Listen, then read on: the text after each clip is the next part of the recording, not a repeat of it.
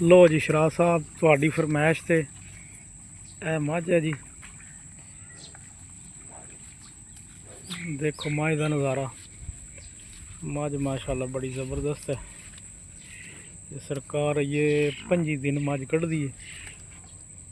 ऊंज मझ जी हूँ हली देख सकते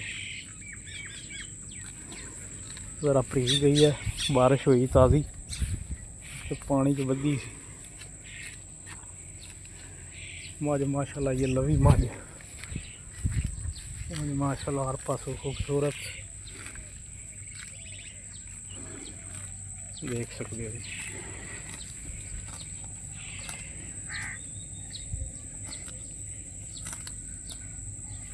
पसंद करो जे तुहाडे पसंद आ जाए तो सरकार तशरीफ लै भी मैं तुहानू दे देंगे।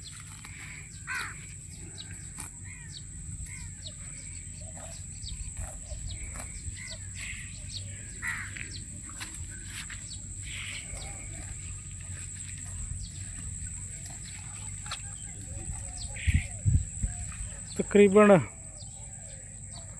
25 दिन पूरे बनते हैं ना, 25 दिन लै जाती है जी।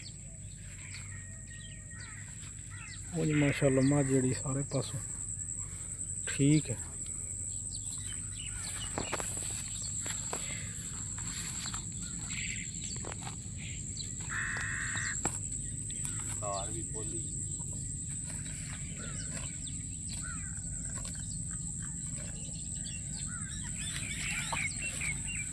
चुआई मझ की माश बड़ी ज़बरदस्त, पोली धार, 2 सूए अगे चुंगी हूँ तीसरे सूए सोना।